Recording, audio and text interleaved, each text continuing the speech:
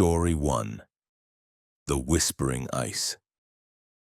Marcus Chen had accepted the position at the Harding Icefield Research Station in October of 2022, eager to escape his failing marriage and the suffocating monotony of his university teaching job in Seattle. The isolation appealed to him. 6 months monitoring glacial movement and climate data with only 2 other researchers for company. The station sat at the edge of the Harding Icefield near Seward, a metal and concrete structure built into the rocky moraine where ice met stone. From his window, Marcus could see nothing but white extending to the horizon, broken only by the occasional nunatak piercing through the frozen surface. His colleagues, Dr. Sarah Vance and a graduate student named Tim Kowalski, seemed normal enough during the first weeks. They established routines, divided responsibilities, and settled into the rhythm of isolated research life. The station had reliable satellite internet, a well-stocked kitchen, and enough fuel to keep them warm through the coldest months. Marcus felt he'd made the right decision. He spent his days monitoring seismographs that detected ice movement, analyzing core samples, and enjoying the profound silence that existed nowhere else on Earth. The problems began in late November when the polar night descended fully and the sun disappeared entirely. Marcus was alone in the equipment room when he first heard it. A sound like whispering, so faint he initially dismissed it as wind passing through the ventilation system. But the sound persisted, and as he listened more carefully, he realized it seemed to be coming from outside, from the ice itself. The whispers rose and fell in rhythm, almost like conversation, but in no language he recognized. The sounds carried an urgency, a desperate quality that made his skin prickle. He mentioned it to Sarah that evening over dinner. She paused mid-bite, her fork suspended in the air, and exchanged a glance with Tim that Marcus couldn't interpret. "You hear them too?" she asked quietly. Tim looked down at his plate, suddenly fascinated by his rehydrated vegetables. Sarah explained that they'd both been hearing the sounds for the past week but hadn't wanted to alarm Marcus. They'd rationalized it as ice stress, the glacier groaning as it moved, sounds distorted by cold and darkness into something that resembled human voices. But Marcus knew the difference between natural phenomena and what he'd heard. He had a doctorate in glaciology. He understood ice dynamics. This was something else entirely. That night, lying in his small room, he heard the whispers again, closer now, as if mouths were pressed against the station's outer walls.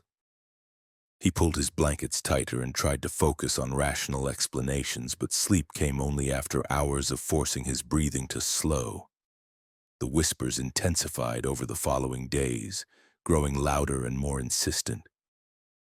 Sarah began sleeping with headphones, playing white noise. Tim stopped sleeping entirely, his eyes developing dark circles that made him look skeletal in the harsh fluorescent lighting. The whispers seemed to know when they were alone, growing boldest during solo work shifts. Marcus would be checking equipment in the storage bay, and the voices would swell around him, sometimes seeming to come from inside the walls, other times from beneath the floor where the station's foundation met permafrost. On December 3rd, Marcus woke at 3 in the morning to find Tim standing in the common area, fully dressed in his Arctic gear, staring at the exterior door. "They want us to come out," Tim said without turning around. "They've been asking for days. Don't you understand what they're saying?" Marcus approached slowly as if Tim were a wild animal. "Tim, there's nothing out there but ice and darkness. Come away from the door." But Tim shook his head. "No, they're out there. They've been trapped for so long, they just want someone to listen." Sarah emerged from her room, awakened by their voices. Together they managed to convince Tim to return to bed, but the incident left them all shaken. They held an emergency meeting the next morning and decided to contact their oversight committee about early evacuation. However, when they tried to send a message via satellite, they discovered all their communications equipment was malfunctioning. The systems powered on but produced only static, and underneath that static, if they listened carefully, were more whispers. Marcus volunteered to ski to the emergency cache located 3 miles from the station, where a backup radio was stored. He set out at noon, which in December meant a brief period of deep twilight, with a GPS unit and enough supplies for a quick round trip. The ice field stretched before him like an alien planet, blue-white and undulating, with pressure ridges creating surreal formations that looked like frozen waves. The temperature was -35 degrees Fahrenheit, cold enough that his breath formed ice crystals that tinkled when they fell. He was halfway to the cache when he realized the whispers had followed him outside. They seemed to emanate from the ice itself, traveling through the frozen water like whale song through an ocean. But these weren't songs. As Marcus stopped to listen, truly listen for the first time without walls between him and the source, he began to distinguish actual words in the cacophony. They spoke in English, but also in Russian, Japanese, German, and languages he couldn't identify. They were calling names, hundreds of names, repeating them over and over with increasing desperation. That's when Marcus understood. The Harding ice field was over 700 square miles of ice, some of it thousands of years old, all of it moving slowly toward the sea. How many people had disappeared in Alaska's wilderness over the centuries? How many lost hikers, crashed pilots, and vanished expeditions had ended up preserved in this ice? The glacier didn't just contain their bodies. It contained something else, something of their consciousness, trapped and compressed and desperate to be heard. He found the emergency cache and retrieved the radio, but his hands shook so badly he could barely operate it. When he finally raised someone at the ranger station in Seward, his report was fragmented and barely coherent. They promised to send a helicopter as soon as weather permitted, which might be days given an approaching storm system. Marcus made the return journey in gathering darkness, the whispers following him every step now that he understood them, seeming to plead directly with him. Back at the station, he found Sarah and Tim in the common room, both staring at nothing. "They're in our heads now," Sarah said flatly. "Once you really hear them, they don't stop." She was right. Marcus could feel them now, a pressure behind his eyes, voices that seemed to speak from inside his own skull. They wanted release, wanted their stories told, wanted acknowledgement that they had existed, that they had died here, that they remained. The helicopter arrived 2 days later, fighting through the tail end of the storm. The pilot found all 3 researchers huddled together in the common room, sleep-deprived and barely responsive. The evacuation was swift, and within hours, Marcus was in a hospital in Anchorage, being evaluated for frostbite and psychological trauma. The doctors found nothing physically wrong with him. They attributed his condition to isolation psychosis, a known phenomenon in extreme environments. But Marcus knew better. Even now, years later and living in California, he still hears them sometimes in the quiet moments before sleep, the whispers of those trapped in ice calling their own names, begging to be remembered. The research station was closed and eventually dismantled. The official report blamed equipment failure and environmental stress. Tim never recovered fully and lives in a supervised care facility. Sarah refuses to discuss what happened. Marcus has tried to move on, but he knows the truth about Alaska's ice fields. They're not just frozen water and compressed snow.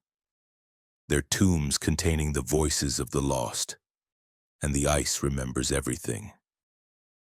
Sometimes on news reports about glacial retreat and melting ice sheets, Marcus wonders what will happen when all that ancient ice finally releases what it's been holding. What will emerge when those voices are finally freed? He tells himself he doesn't want to know, but late at night he still hears them whispering, and part of him, the part that changed forever on the Harding ice field, understands that some ice is meant to stay frozen forever. Story 2. The Village That Vanished. Detective Linda Karak had been born in Alaska, raised in Bethel, and spent 15 years with the Alaska State Troopers investigating everything from domestic disputes to drug trafficking along the Yukon River. She thought she'd seen every variation of human tragedy the state could offer, but nothing in her experience prepared her for the call she received on January 8, 2023 regarding the village of Kanikchak. Kanikchak was a small Yupik village of approximately 80 residents located 60 miles northwest of Bethel, accessible only by bush plane or snow machine in winter. It was one of dozens of remote communities scattered across Alaska's western coast, places where subsistence hunting and fishing sustained populations that had lived in the region for thousands of years. The village had regular radio contact with Bethel and received supply flights twice monthly. When the January supply flight arrived and found the village completely empty with no signs of struggle or explanation, the pilot reported it immediately to authorities. Linda flew out with her partner, Trooper James Holbrook, and a team of investigators on the afternoon of January 9th. The flight took them over endless tundra painted white by winter snow, with the frozen Kuskokwim River snaking through the landscape like a pale scar. The pilot, an experienced bush flyer named Dave Metcalf, seemed nervous, which itself was unusual. These pilots had seen everything, dealt with every emergency, and rarely showed concern. "Something's not right," Dave kept saying as they approached Kanikchak. "Look at it." From the air, the village appeared normal. About 20 structures including homes, a school, a community center, and a small store, all arranged along a single main path.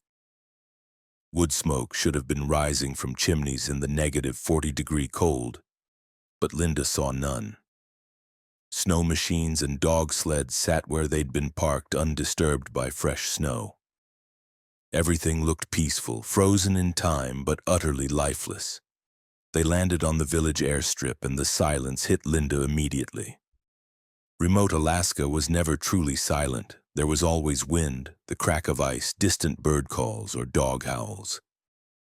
But Kanikchak existed in a bubble of absolute quiet that felt suffocating despite the open tundra stretching in all directions.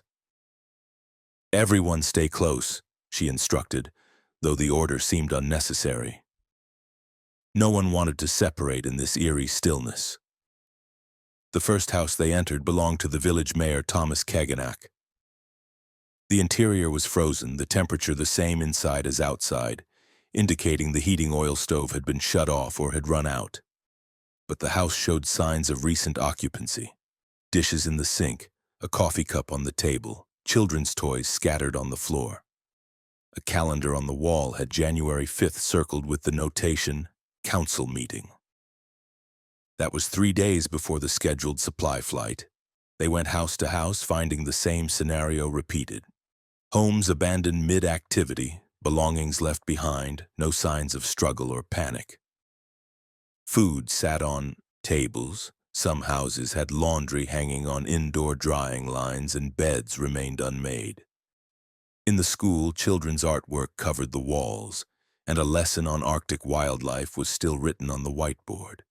It was as if every resident had simply stood up simultaneously and walked away from their lives. But walked where? Linda and her team searched for tracks leading away from the village, but found none. Fresh snowfall had occurred on January 6th, according to weather records, which would have covered any tracks made before that date, but not after. Yet the village had maintained radio contact through January 5th, meaning people were here after the snowfall. So where were the tracks from the exodus? James discovered something disturbing in the community center. The large main room was set up for a meeting, with chairs arranged in a circle and a table in the center. On that table lay items that made Linda's blood run cold: wallets, identification cards, driver's licenses, and personal effects, all arranged neatly in piles. Every resident of Kanikchak had left their ID behind, as if they no longer needed proof of who they were. Beside the IDs was a leather journal belonging to Thomas Kaganak, open to the final entry. Linda read it aloud to her team. January 5th, 2023. It's been calling us for 3 nights now. We hear it in the darkness, feel it pulling at something deep inside. The elders say it's the Kalupalik, but it's not just taking children, it's calling to all of us. We've decided to go together.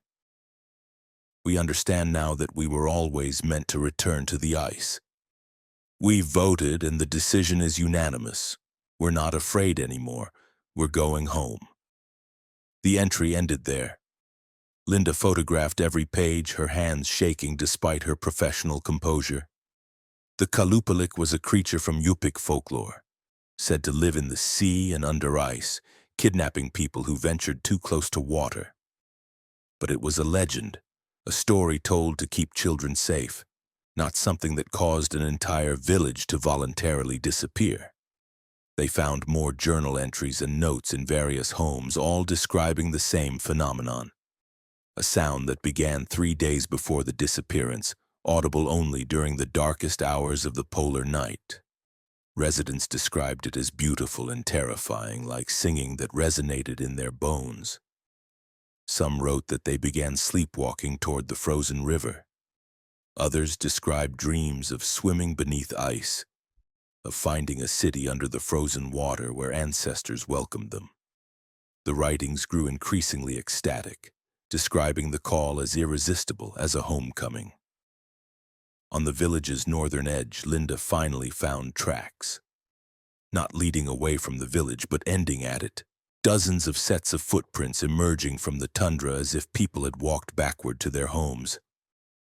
But that made no sense. She followed the backward tracks north away from the village with James and 2 other investigators.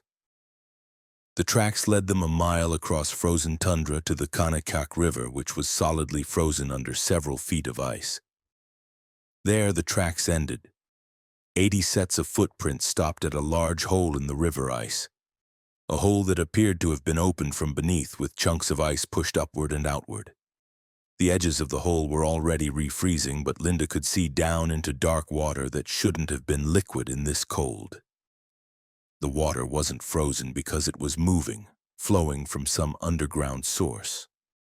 The investigators shined flashlights into the hole, illuminating nothing but blackness and moving water.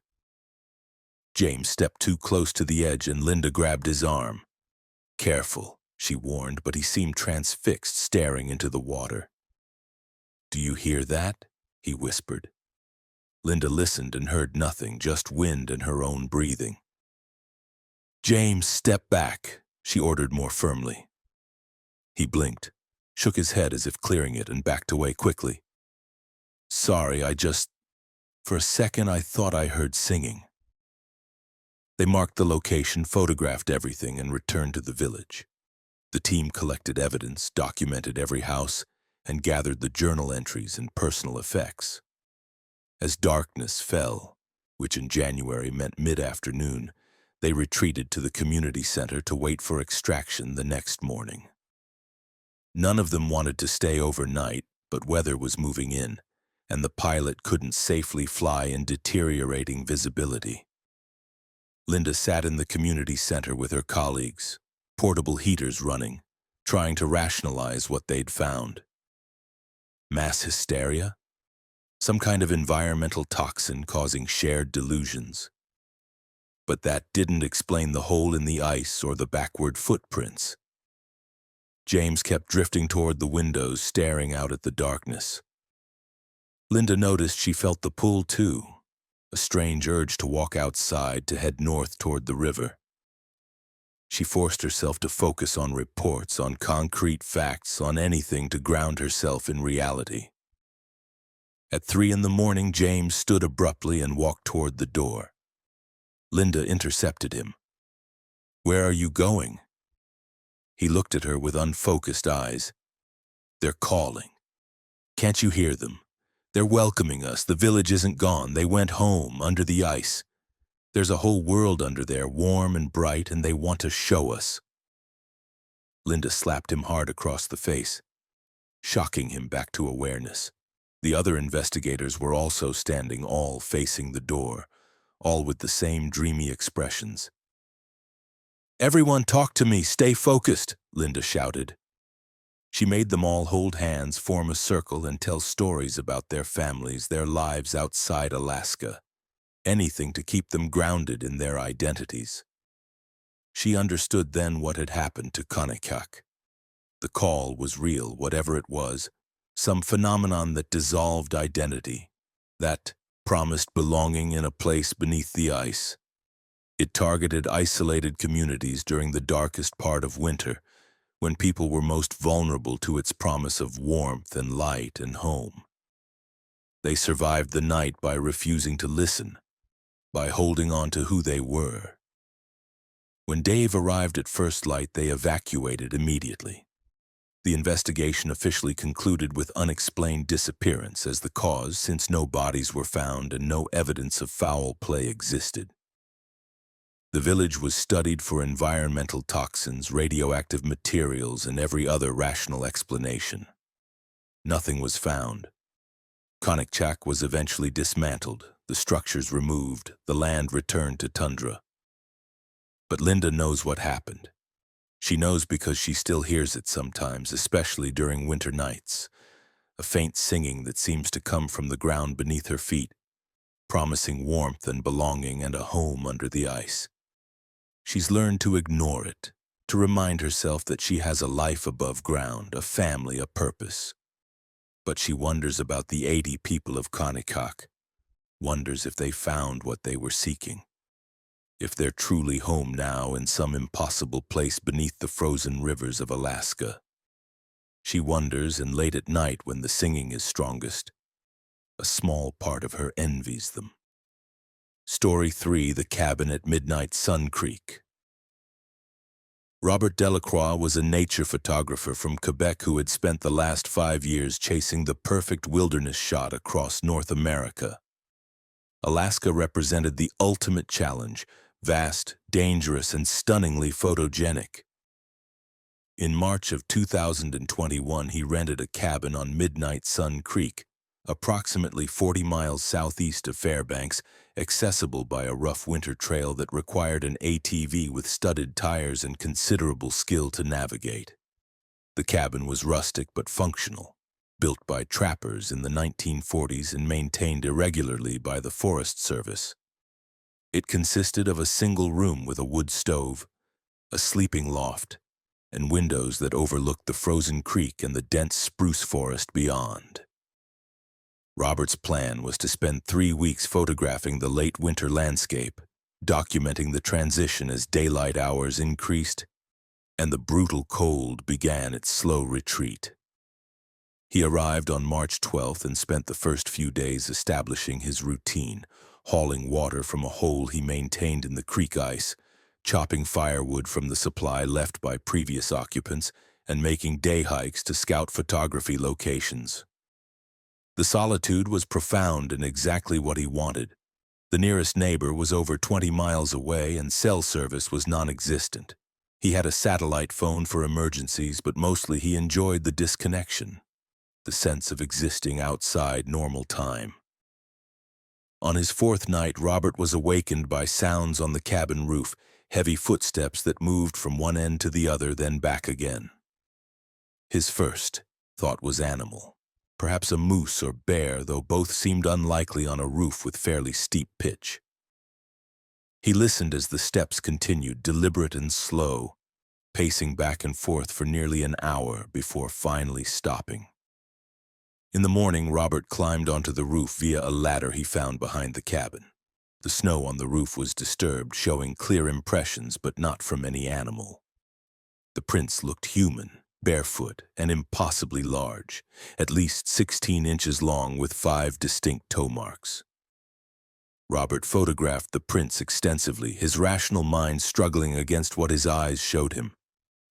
He'd heard stories about Sasquatch, about Alaska's version called the Tornit in some indigenous traditions, but he'd always dismissed them as folklore.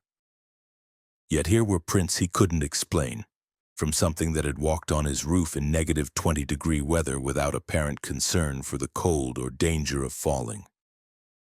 The next night, the footsteps returned, this time accompanied by sounds at the windows, scratching and what might have been breathing, though the wind made it difficult to be certain. Robert kept the stove burning hot and tried to convince himself it was just an animal curious about the cabin's inhabitant. But animals didn't pace roofs methodically. Animals didn't stand at windows for hours. He positioned himself with his camera, determined to capture whatever was outside, but the cabin's interior light made it impossible to see into the darkness beyond the glass. On the sixth night, March 17th, Robert decided to turn off all lights and wait in darkness with his night vision camera equipment. He sat motionless in a chair facing the door, camera ready, as midnight approached. The footsteps on the roof began around 11:30, following the same pattern as previous nights. Then they stopped directly above him, and for several minutes, there was only silence. What happened next, Robert captured on video, footage he later showed to investigators but refused to release publicly. Something began descending the outside wall from the roof, visible through the window beside the door. In the green glow of night vision, Robert filmed a figure that resembled a human but was wrong in proportions. Too tall, perhaps 8 feet, with arms that hung past its knees. The figure moved down the wall head first like a spider, its movements fluid and impossible. When it reached the ground, it turned and looked directly at the window, directly at Robert, as if it could see through walls. The face was the worst part, mostly human but stretched and elongated, with eyes that reflected the starlight like an animal's. It smiled. Robert would never forget that smile, showing teeth that were too numerous and too sharp. Then it approached the door. Robert had locked and barricaded the door, but the handle began to turn anyway, slowly, testing. The figure pressed against the door and Robert heard wood creak under pressure. He stopped filming, his hands shaking too badly to hold the camera steady, and retreated to the far corner of the cabin. He grabbed the satellite phone and dialed the emergency number, whispering urgently to the dispatcher who answered. The figure outside seemed to hear him speak. The door rattling stopped and footsteps circled the cabin, pausing at each window. The dispatcher kept Robert on the line and contacted Alaska state troopers, but the response time to such a remote location would be hours at minimum. Robert spent those hours sitting in the corner, watching shadows move past windows, listening to sounds on the roof and against the walls. Sometimes he heard what might have been words, guttural and low in a language he didn't recognize. Other times there was only breathing, deep and steady from something large. As dawn approached and the sky lightened, the sounds stopped. Robert waited until full daylight before cautiously opening the door. Snow around the cabin was heavily disturbed, with the same massive barefoot prints circling the structure repeatedly. There were also marks where something had climbed the walls, gouges in the logs that looked like they'd been made by fingers. The troopers arrived at noon, 2 officers who looked skeptical until they saw the prints and the gouges. They documented everything, took Robert's statement, and reviewed his video footage. "We've had reports from this area before," one trooper admitted reluctantly. "Things people have seen in the woods, tracks that don't match any known animal. Most people don't talk about it because they think no one will believe them." Robert asked what they thought it was. The trooper shrugged. "Something that lives out here. Something that doesn't like people on its territory. My advice? Leave today and don't come back." Robert took that advice immediately. The troopers escorted him back to the main road, and he drove straight to Fairbanks, where he booked a flight out of the state for the following morning. But he made one mistake before leaving Alaska. He stopped at the Fairbanks Library and researched the area around Midnight Sun Creek. He found references to trapper journals from the 40s and 50s, stories about things seen in the woods, about cabins found destroyed, about people who went into the forest and came back changed, if they came back at all. One journal entry from 1948 described something called the forest walkers. beings that looked human from a distance but were anything but, creatures that mimicked human form to get close to trappers before revealing their true nature. The journalist who'd archived these stories had included a note.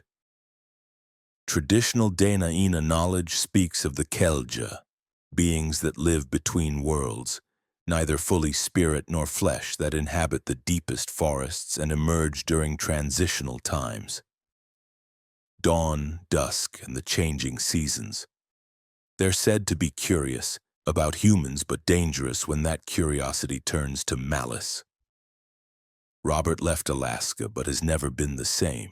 He still photographs nature, but never in remote locations, never alone, and never in Alaska. The footage he captured is locked in a safe deposit box, shown only to a handful of researchers who study unexplained phenomena. He's written about his experience, but carefully, avoiding specific locations, not wanting to tempt others to investigate.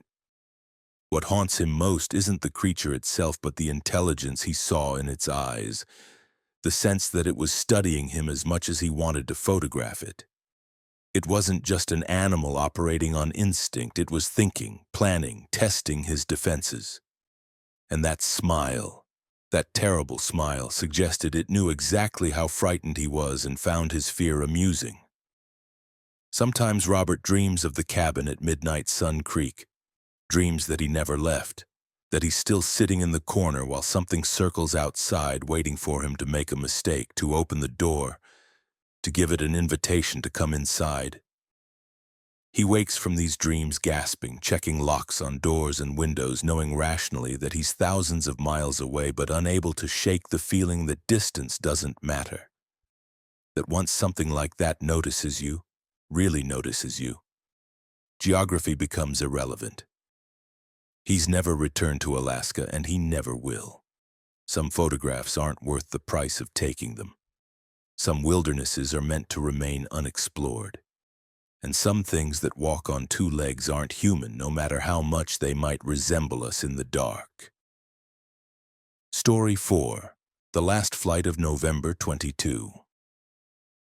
Captain Elizabeth Beth Morrison had been flying bush planes in Alaska for 12 years, accumulating over 8,000 hours in the cockpit and a reputation as one of the most reliable pilots in the state. On November 22, 2022, she was hired to transport a researcher named Dr. Alan Whitmore from Juneau to a temporary climate monitoring station in the Wrangell Mountains. It should have been a routine 3-hour flight in her de Havilland Beaver, weather permitting. Dr. Whitmore arrived at the hangar at 8 in the morning carrying 2 large cases of equipment and a nervous energy that Beth recognized from years of flying scientists into remote locations. "First time in the Wrangels?" she asked as they loaded his gear. He shook his head. "Third, actually. But the first 2 were in summer. This is my first winter monitoring run." Beth checked weather reports one final time. Conditions were marginal but acceptable.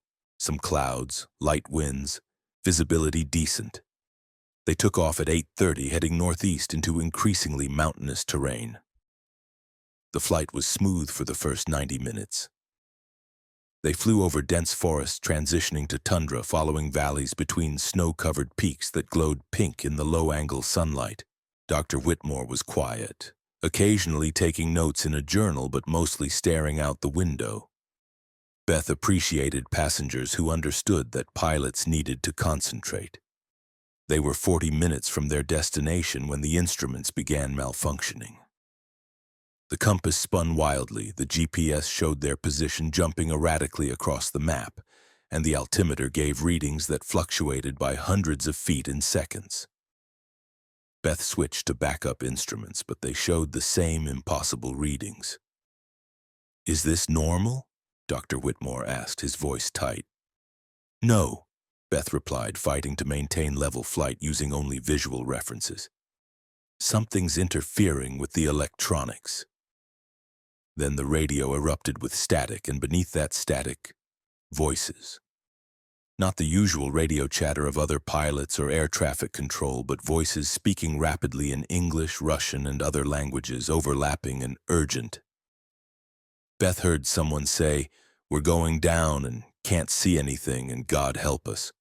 She tried to transmit, but the voices continued without acknowledging her, as if they were recordings playing on a loop. That's when Dr. Whitmore grabbed her arm and pointed ahead. "What is that?" Through the windscreen, Beth saw something impossible. A Douglas C-47 cargo plane, the type used extensively in World War II, flying parallel to them about a quarter-mile away. But the plane was semi-transparent, flickering like a bad television signal. She could see the mountains through its fuselage. As she watched, the Phantom aircraft began descending, tilting to one side as if in trouble. And then it simply vanished. Beth's hands shook on the controls. She'd heard stories about ghost planes seen over Alaska, about phantom radio transmissions from aircraft that had crashed decades ago. The state had one of the highest aviation accident rates in the nation, with hundreds of wrecks scattered across remote wilderness, many never recovered. But hearing stories and witnessing a ghost plane were entirely different experiences. More aircraft appeared around them. A Piper Cub missing its tail section, a military helicopter with rotors frozen mid-rotation, a small jet that looked modern but was riddled with holes as if it had exploded. All of them flickered in and out of existence, all flying paths that would intersect with mountains or the ground, all doomed. And the voices on the radio continued, dozens of final transmissions from pilots who didn't survive their flights, playing simultaneously in a cacophony of last words. "We need to land," Dr. Whitmore said, his voice barely audible over the radio noise. Beth agreed, but faced a problem. She no longer knew exactly where they were. With instruments useless and landmarks obscured by what she could only describe as ghost aircraft, navigation was becoming impossible. She tried to focus on the mountains, using them as reference points, but even they seemed wrong, appearing in positions that didn't match her memory of the route. Then she saw the valley. Between two peaks, a narrow passage that seemed familiar, though she couldn't place why. Her instinct screamed at her to avoid it, but her rational mind said it was the best route to lower altitude where she might escape whatever phenomenon was affecting the plane. She banked toward the valley, and immediately everything intensified. The ghost planes multiplied until dozens surrounded them, creating a transparent graveyard of crashed dreams hanging in the air. The voices on the radio became screams, final desperate moments played over and over. And Beth realized why the valley felt familiar. She'd seen it in accident reports and photographs from recovery operations. This was Dead Man's Pass, a valley where at least 15 aircraft had crashed over the past 50 years, a place pilots avoided because of unpredictable downdrafts and wind shear. But she was already committed to the approach. The Beaver bucked and dropped as wind currents grabbed it. Beth fought the controls, all her experience focused on keeping the plane level and flying. Dr. Whitmore had gone silent, pressed back in his seat with eyes closed. One of the Phantom aircraft, a small Cessna, flew directly at them, and Beth instinctively banked hard to avoid it even though she knew it wasn't solid. The motion saved them from a downdraft that would have slammed them into the valley wall. They burst through the pass into clearer air, and suddenly everything normalized. Instruments snapped back to correct readings, the radio cleared to show normal frequencies, and the ghost planes vanished. Beth immediately located their position and adjusted course for the monitoring station, which was now only 20 minutes away. Neither she nor Dr. Whitmore spoke during the remainder of the flight.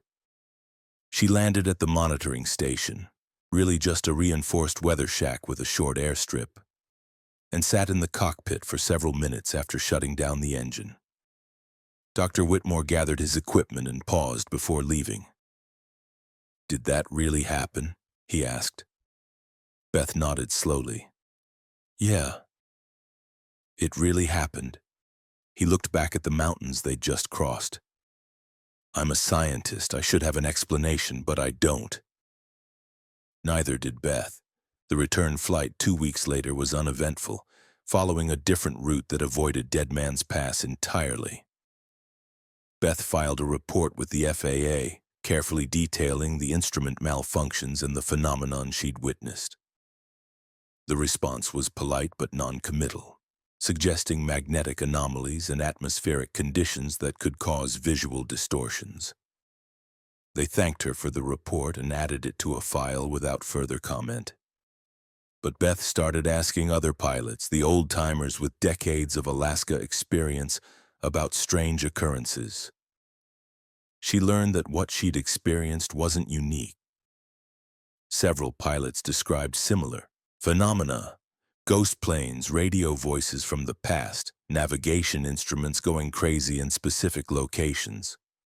Most didn't report it because they feared being grounded for psychological evaluation. The consensus was that certain places in Alaska, especially areas where multiple accidents had occurred, somehow recorded and replayed those final moments. One pilot, a 70-year-old who'd been flying since the 60s, told her, "Alaska's big, mostly empty, and it doesn't forgive mistakes. When people die out there, especially violent deaths like crashes, something stays behind. Maybe it's energy, maybe it's souls, I don't know. But I do know there are places I won't fly, times when the hair on my neck stands up and I change course. You learn to trust those instincts, or you become one of the ghosts yourself." Beth continues flying, but she's more selective about routes and conditions now. She's mapped the areas where she experienced the phenomenon and shares that information quietly with other pilots she trusts. She's also started researching the crash sites, learning the names of those who died, the circumstances of their accidents. It feels important somehow to remember them, to acknowledge that their final moments echo through the sky where they fell. Sometimes, on clear days when she's alone in the cockpit flying familiar routes, Beth thinks she sees them. Faint outlines of aircraft in the distance, flickering at the edge of visibility. She never mentions these sightings to passengers.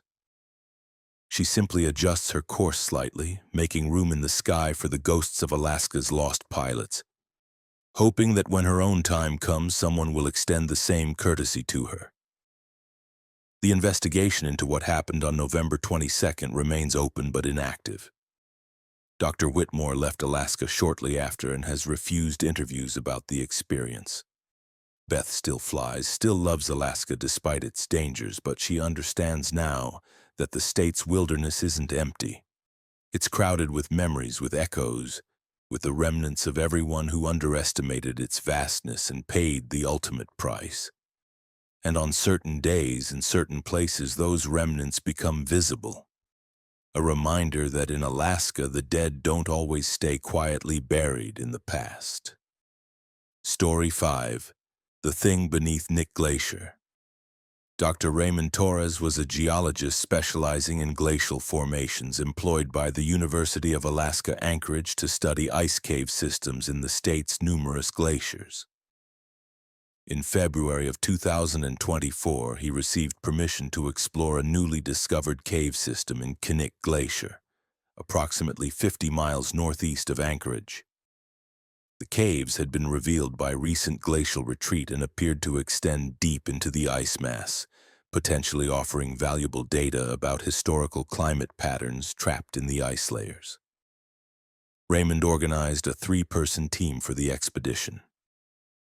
Himself, a graduate student named Jennifer Park, who specialized in ice core analysis, and an experienced mountain guide named Thomas Harrigan, who knew Knik Glacier intimately. They planned a 4-day exploration, camping at the glacier's edge and making daily penetrations into the cave system to map its extent and collect samples. The first day went perfectly. The glacier's surface was stable, the weather cooperated, and the cave entrance was easily accessible. A blue ice cathedral that descended at a gentle slope into the glacier's heart. They mapped the first 300 meters, finding stunning ice formations and taking core samples that would keep Jennifer busy for months. The ice here was ancient, possibly containing air bubbles from thousands of years ago, a frozen time capsule of Earth's atmospheric history. Day 2 brought the first oddity. As they penetrated deeper, now 400 meters from the entrance, they discovered a chamber where the ice was different. Instead of the typical blue or white glacial ice, this section was dark, almost black, with objects visible inside, shapes that looked disturbingly organic. Raymond chipped away at the dark ice and extracted something that made everyone stop working. It was a bone, but not from any animal they recognized. Too large for a human, wrong shape for a bear or moose, with joint configurations that seemed alien. Thomas wanted to retreat and report the find to authorities. Jennifer wanted to continue documenting. Raymond, driven by scientific curiosity, advocated for pressing deeper to understand the full extent of the deposit. They compromised by agreeing to explore for 2 more hours, then return to surface and make a decision about proceeding. That 2-hour exploration changed everything. The dark ice chamber opened into a tunnel that descended steeply, and they followed it down, rappelling at points where the slope became too severe. Raymond estimated they were now nearly 500 meters into the glacier and perhaps 100 meters below the surface ice. Here, the dark ice formed the walls of a corridor that seemed too regular to be natural. The objects frozen in the ice became more numerous and more disturbing. More of the strange bones, but also what looked like tools or artifacts, made from materials Raymond couldn't immediately identify. Then they found the room. The tunnel opened into a spherical chamber approximately 20 meters in diameter, the walls smooth and clearly artificial. The dark ice here was thinnest, and their flashlights revealed what was frozen beyond. A structure. It looked like a building or machine, angular and complex, made from a black material that seemed to absorb light. And around it, frozen in various positions, were more skeletal remains. Dozens of them, possibly hundreds, deeper in the ice, surrounding the structure as if worshipping it or perhaps trying to destroy it. "We need to leave," Thomas said, his voice flat. "Right now." Jennifer was already backing toward the tunnel exit, her scientific objectivity overwhelmed by primal fear. But Raymond approached the nearest section of dark ice, mesmerized by the implications. "This could be the most significant archaeological discovery in history," he whispered. "Something was here. Something built this before the glacier formed. Before humans." The ice cracked. It was a sound like a gunshot, sharp and clear, and it came from the wall nearest the structure. They all froze, watching as a fracture line appeared in the dark ice, spreading like a spider web. "The heat," Jennifer gasped. "Our bodies, the lights, we're warming the ice." She was right. They'd been in the chamber for nearly 15 minutes, and their presence was destabilizing the frozen environment. More cracks appeared, spreading across the walls and ceiling. Chunks of ice began falling, crashing to the floor and shattering. Through the widening gaps, Raymond could see the structure more clearly now, and details that he wished he hadn't noticed. Openings that might be doorways, markings that might be writing, and worst of all, something that might have been moving inside, shifting position as the ice released its grip. They ran. Thomas led them back through the tunnel, moving as quickly as safety permitted. Behind them, they heard more ice collapsing, a progressive failure that was spreading through the cave system. They reached the rappelling point and climbed with desperate speed, hearing the sound of the chamber collapsing entirely, a deep groan that reverberated through the glacier. They were 50 meters from the entrance when Raymond felt something change. The temperature dropped suddenly, far below the already freezing cave temperature, cold enough that their breath stopped condensing and simply froze in the air. The light from the entrance ahead seemed to dim, though that was impossible at 2 in the afternoon. And from behind them came a sound that Raymond's mind refused to process, something like breathing, deep and slow but vast, as if the glacier itself had drawn a breath. "Don't look back," Thomas commanded, his voice trembling. "Just move." But Jennifer looked. She stopped climbing and stared back down the tunnel, and her face went pale. "It's coming," she whispered. "Oh God, it's coming." Raymond grabbed her arm and pulled her forward, climbing toward the entrance with Thomas pushing from behind. They emerged into daylight and didn't stop running until they'd reached their camp a half-kilometer from the cave entrance. Only then did they look back at the glacier. The cave entrance had collapsed, sealed by tons of ice that had fallen from above. But more disturbing was the glacier itself. The blue ice near the cave entrance was turning dark, spreading outward like an infection. The same black shade they'd seen in the deep chamber. Thomas used a satellite phone to call for emergency extraction, exaggerating a medical situation to ensure quick response. A helicopter arrived within 2 hours and airlifted them from the glacier. Raymond insisted on one more look as they flew away. The dark ice had spread further, now covering nearly a quarter of the glacier's visible surface. And deep within that darkness, he thought he saw shapes moving. Things that had been frozen for millennia now freed by the chamber's collapse, waking after an impossible sleep. The official report Raymond filed described finding unusual geological formations and experiencing structural instability that forced evacuation. He mentioned nothing about the structure or the skeletons. Jennifer transferred to a different university and now studies climate data exclusively from computer models, refusing all fieldwork. Thomas retired from guiding and moved to Arizona, as far from glaciers as he could get. But Raymond couldn't let it go. He researched historical records and found indigenous stories about Nick Glacier, warnings passed down through generations. The glacier was called the Sleeping House, in some Dena'ina accounts, a place where something ancient slept, something that predated humanity and should never be awakened. Modern satellite imagery showed the dark ice continuing to spread, consuming more of the glacier with each passing month. Raymond has tried to warn authorities to explain what they found, but without evidence, all their samples and documentation were lost in the evacuation. His warnings sound like fantasy. He watches the satellite images obsessively, tracking the spread, wondering what will happen when the dark ice consumes the entire glacier, when whatever was trapped in that chamber fully awakens.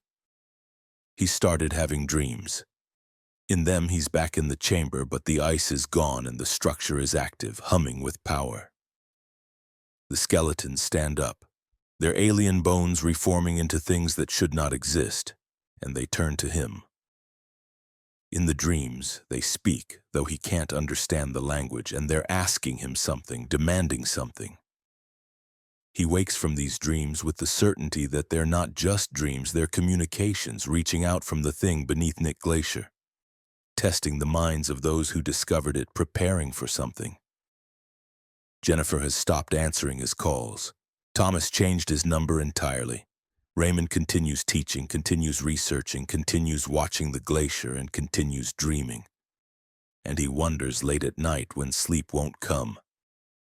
If they should have listened to the old warnings, if some discoveries are too dangerous to make, if humanity is ready for the truth about what lies frozen in Alaska's ice, waiting for the world to warm enough to set it free. Story 6. The Static from Nowhere. Marcus Webb was a communications technician working for a private contractor that maintained remote weather monitoring stations across Alaska.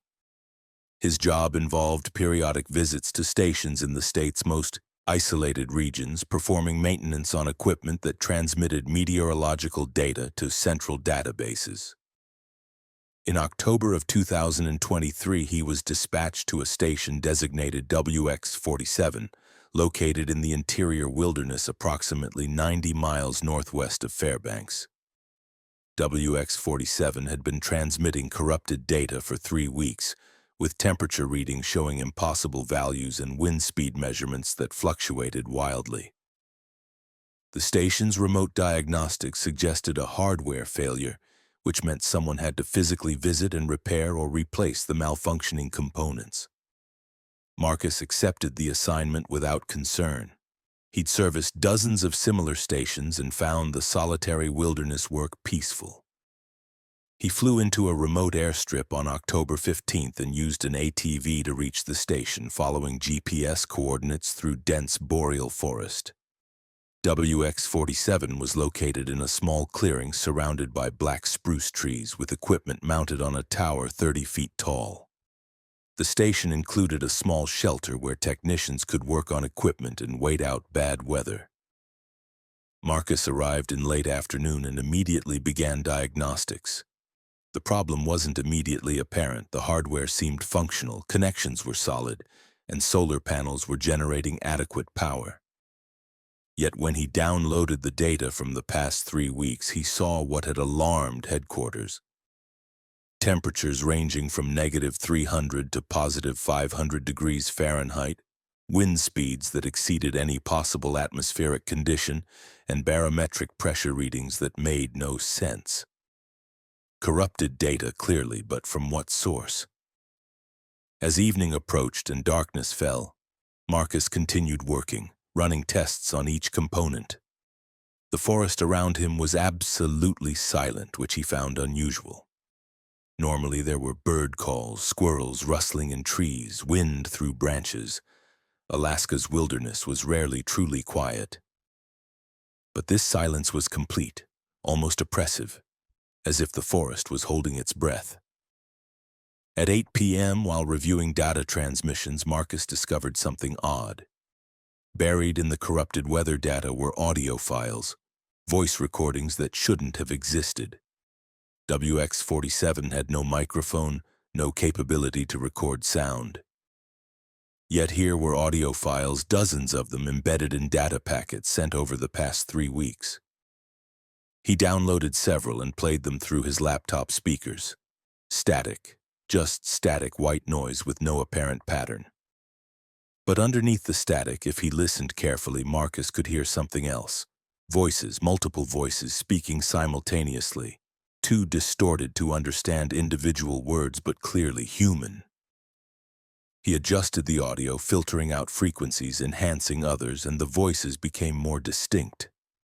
They were speaking English, but the phrasing was strange, old-fashioned. One voice said, "Calling from station Echo 9er," and another said, "Request immediate extraction," and a third said, "They're in the trees watching us." Marcus felt cold despite the shelter's heater. He checked the metadata on the audio files and found no origin information, no timestamp that made sense. Some files were dated from the 1960s, others from the 2080s, dates that hadn't occurred yet. He searched his company's records for any mention of station Echo 9er and found nothing. The voice recordings continued playing, and Marcus heard phrases that chilled him.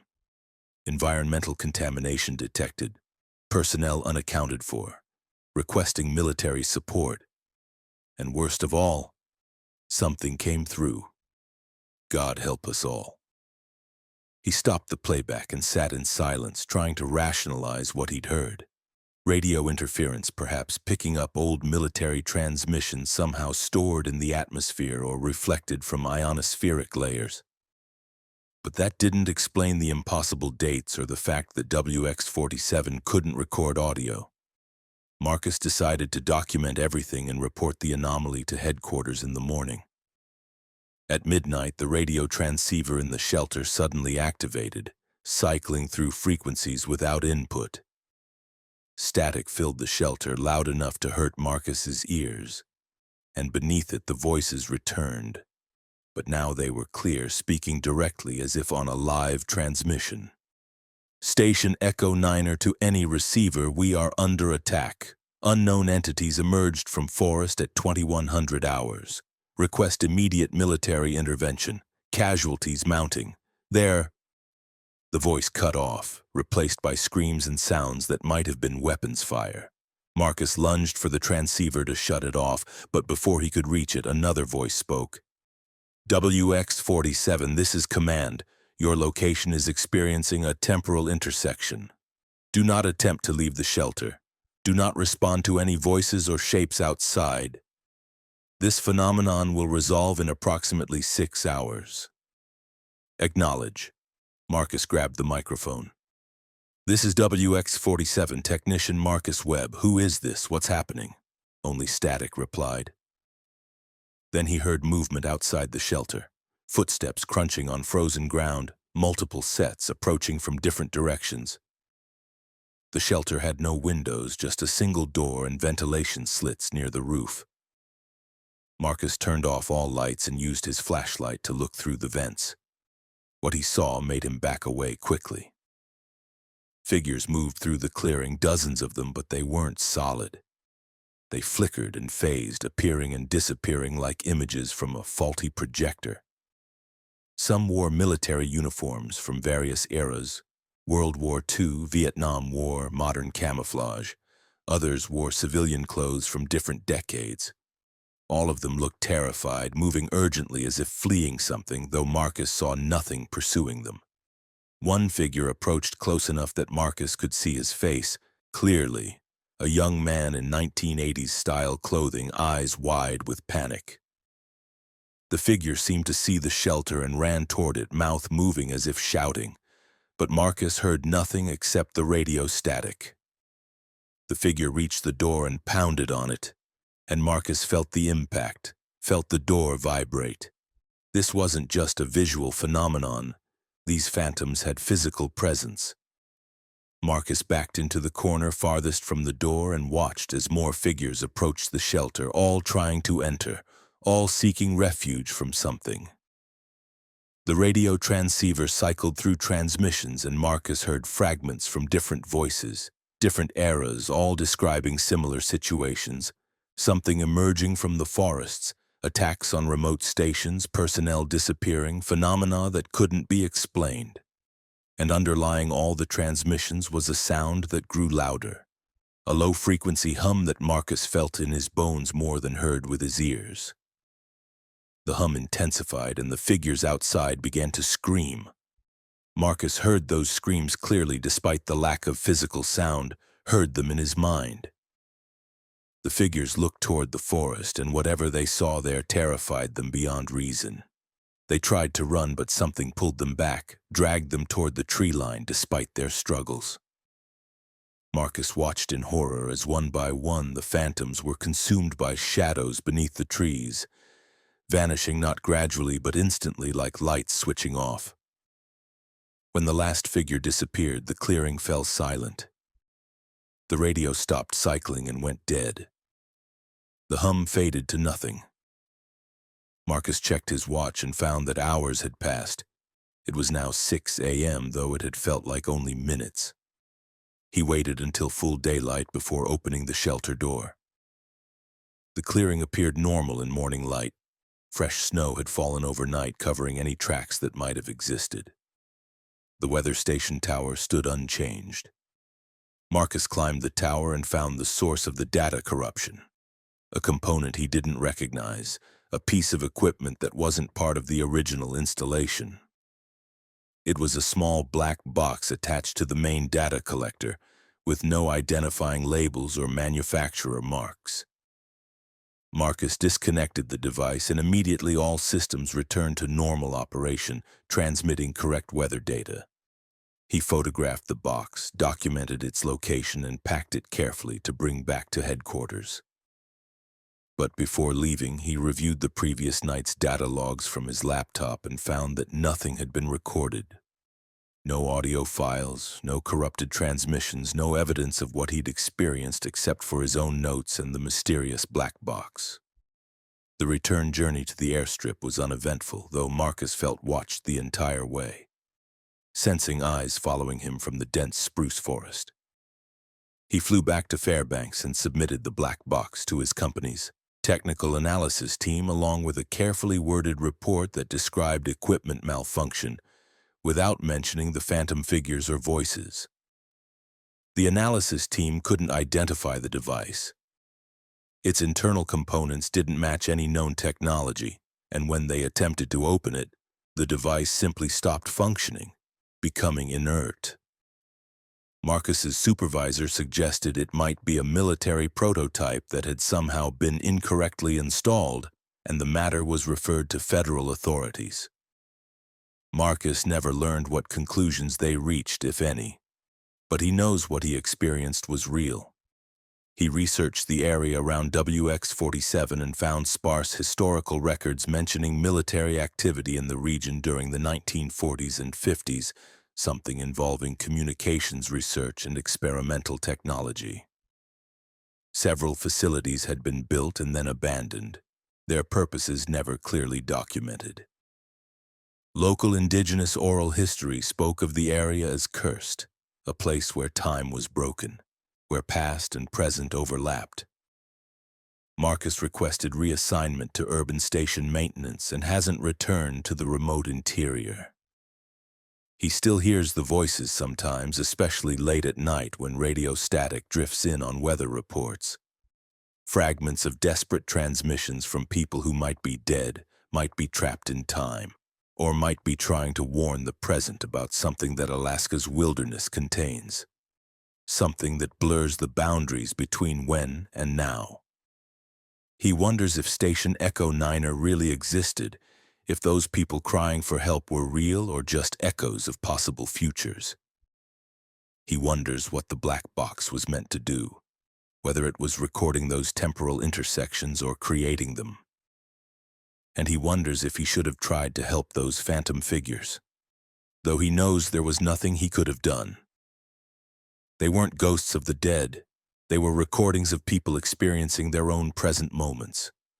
Moments that somehow leaked into Marcus's timeline at WX-47. Sometimes he thinks about going back, trying to understand the phenomenon, maybe helping those trapped voices find peace. But then he remembers their terror, remembers what they were running from in those forests, and he decides that some mysteries are better left unsolved. Alaska's wilderness holds more than just physical dangers. It holds temporal wounds, places where reality is thin, where the past, present, and future collapse into chaos. And WX-47 is one of those places, still standing, still transmitting, still collecting more than just weather data. Story 7. The Depths of Eklutna Lake. Dr. Sarah Mendoza was a freshwater ecologist studying the impact of climate change on Alaska's alpine lake ecosystems. In August of 2022, she organized a research expedition to Eklutna Lake, a large glacially fed lake located about 30 miles northeast of Anchorage. The lake was known for its stunning turquoise color, a result of glacial silt suspended in the water, and its considerable depth. Official measurements placed its deepest point at over 700 feet, though the lake had never been comprehensively surveyed. Sarah's research team consisted of 4 people: herself, a graduate student named Michael Torres, a boat operator named Janet Whitfield who knew the lake intimately, and a technical diver named Robert Kim who would help deploy underwater monitoring equipment. They planned a week-long survey, camping at the lake's edge and making daily excursions to different locations to establish baseline ecological data. The project proceeded normally for the first 3 days. They deployed sensors, collected water samples at various depths, and cataloged fish species. The weather cooperated, and the late summer landscape was spectacular. On the 4th day, they decided to investigate the lake's deepest region, an area near the south end where depth-finding sonar had always produced ambiguous results. When they reached the target location, Janet deployed the sonar while Sarah and Michael prepared sampling equipment. The sonar image showed the lake floor at approximately 600 feet, consistent with expectations. But as they watched the display, the image changed. The bottom appeared to drop away, showing depths exceeding the sonar's 800-foot maximum range. "That's not possible," Janet muttered, adjusting the equipment. "I've been on this lake for 20 years. The deepest point is right here, and it's never more than 700 feet. They made multiple passes over the location, and each time the sonar showed the same thing, a shaft or trench extending down beyond their ability to measure. The opening was approximately 50 feet in diameter, surrounded by the normal lake bottom like someone had drilled a hole through the underwater landscape. Sarah decided they needed to deploy a remote camera to investigate. Robert prepared an ROV, a remotely operated vehicle equipped with cameras and lights, and they lowered it into the water. The vehicle descended through increasingly murky water, the glacial silt reducing visibility to a few feet. At 600 feet, the ROV reached what should have been the bottom, but instead found the edge of the shaft Sarah had seen on sonar. The camera showed vertical walls descending into blackness below. "I'm sending it down," Robert announced, piloting the ROV into the shaft. The walls appeared to be rock, not silt or sediment, which was unusual for a lake bottom. The ROV descended past 700 feet, then 800, and the walls remained consistent, smooth stone that looked almost carved. At 900 feet, the ROV's lights began picking up markings on the walls, lines and shapes that seemed too regular to be natural erosion. "Are those carvings?" Michael asked, leaning closer to the monitor. Sarah couldn't disagree. The markings looked deliberate, patterns that repeated in geometric sequences. But who would carve patterns 900 feet below the surface of an Alaskan lake? The ROV continued descending, 1,000 feet, 1,100, 1,200, and the walls remained consistent, the markings becoming more elaborate. At 1,300 feet, the ROV reached the bottom of the shaft, and what the camera showed made everyone stop breathing. The shaft opened into a cavern, a vast underwater space that extended beyond the camera's light range. But worse than the impossible cavern was what occupied it: a structure. It rose from the cavern floor, angular and massive, made from blocks of stone that fit together with precision. The structure's architecture was wrong somehow, with angles that hurt to look at, proportions that seemed to shift when the camera panned across them. "Pull it back," Sarah said quietly. "Bring the ROV up now." But Robert was staring at the monitor, transfixed. "Look at the base," he whispered. "There's an opening." The camera had indeed found what appeared to be an entrance into the structure, a dark rectangle that suggested interior spaces. And around that entrance, the stone was covered in more carvings, more elaborate than those on the shaft walls, symbols and shapes that seemed to writhe in the ROV's lights. The video feed distorted suddenly, the image breaking into static. When it cleared, the ROV's camera angle had changed, now pointing directly at the entrance. "I didn't move the controls," Robert said, his voice tight. "It moved on its own." The ROV began advancing toward the entrance, despite Robert's attempts to reverse it. "Something's pulling it in," he said, fighting with the controls. "I've lost steering." The ROV entered the structure, and the camera showed interior walls covered entirely in carvings. The space was too regular to be a natural cave. It was a room or a corridor leading deeper into the structure. Sarah saw more symbols, saw images that might have been representations of figures, tall and thin with too many limbs. The ROV's lights began flickering, the feed degrading further. Then they heard something through the ROV's audio sensors, a sound like humming, deep and resonant, vibrating through the water. The sound had rhythm, almost like chanting, though no one was visible in the camera's view. "Cut the tether," Sarah ordered. "Cut it now and let the ROV go." Robert hesitated only a second before hitting the emergency release. The tether cable went slack, freeing the ROV but also severing their video connection. The boat's depth finder suddenly went crazy, showing depths that changed by hundreds of feet in seconds, showing multiple false bottoms, showing readings that made no sense. Then it showed something rising from the deep location where the ROV had been, something large, ascending rapidly toward the surface. "Start the engine!" Sarah shouted at Janet. "Get us out of here!" The boat's engine roared to life, and Janet pushed the throttle to maximum, racing toward the nearest shore. Behind them, the lake's surface began to churn, water boiling up from below as if something massive was breaching. Sarah looked back and saw the water rising in a dome, something beneath pushing upward. The dome collapsed, and for just a moment she saw something break the surface. A section of stone wall carved with symbols, impossibly ancient and impossibly large, before it sank back into the depths. They reached shore and pulled the boat up onto the gravel beach, then ran to their camp and began frantically packing equipment. None of them spoke about what to do. The decision to leave was unanimous and immediate. They loaded everything into their vehicles and drove away from Eklutna Lake, not stopping until they reached anchorage. Sarah filed a report with the university describing only that they'd discovered an unusual geological formation and lost equipment due to technical failure. She didn't mention the structure or the symbols or the thing that had risen toward them.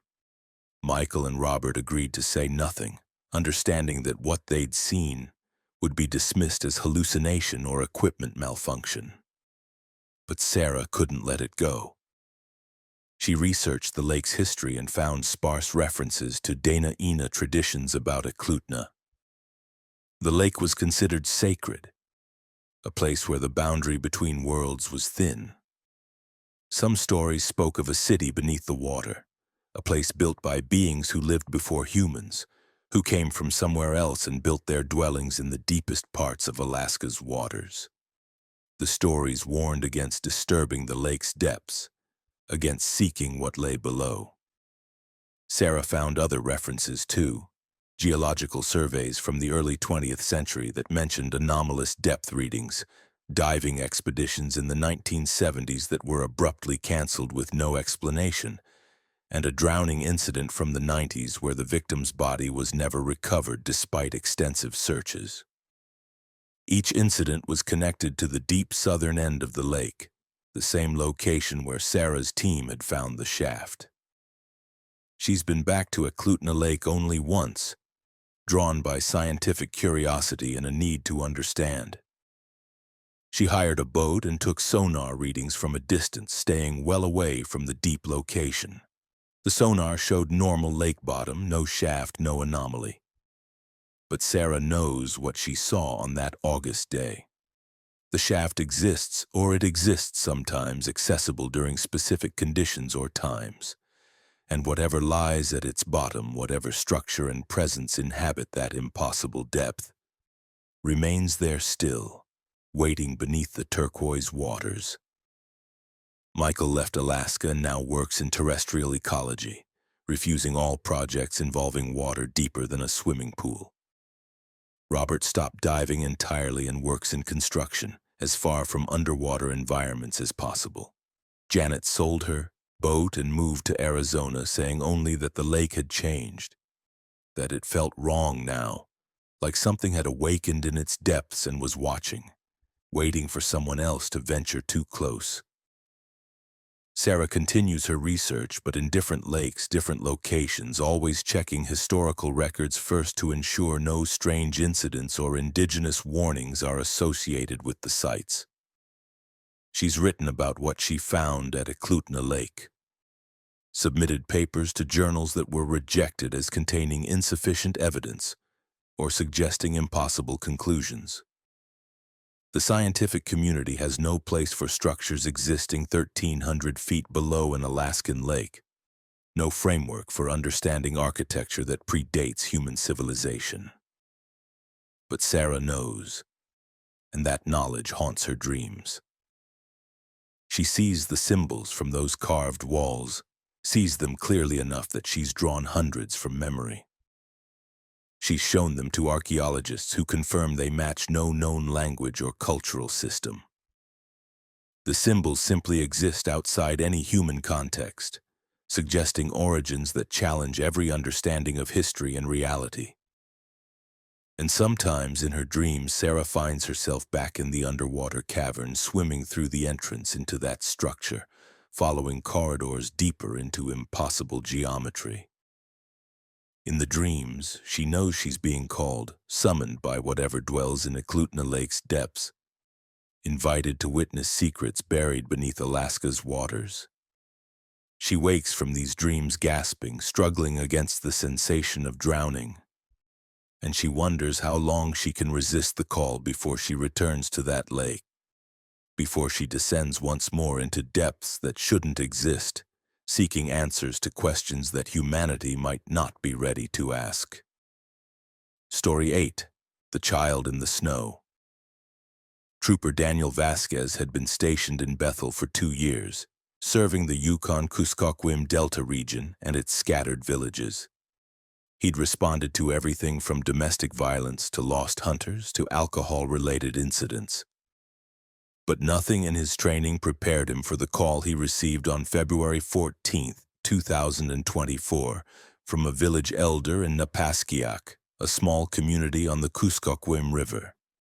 The elder, a woman named Mary Peterson, reported that children in the village had been seeing a figure in the snow, a child who appeared during blizzards, visible only to those under 12 years old. The figure would call to them, invite them to play, and try to lead them away from the village into the tundra. 2 children had nearly followed, stopped only by parents who couldn't see what their children were running toward. Mary's voice was steady but urgent. This has happened before, many years ago. 3 children disappeared. Please come. Daniel flew to Napaskiak the next morning with his partner, Trooper Jessica Wong. The village consisted of about 400 people. Houses clustered along the river, connected by wooden boardwalks that elevated walkways above the permafrost. It was full polar night, with only a few hours of twilight breaking the 20-hour darkness.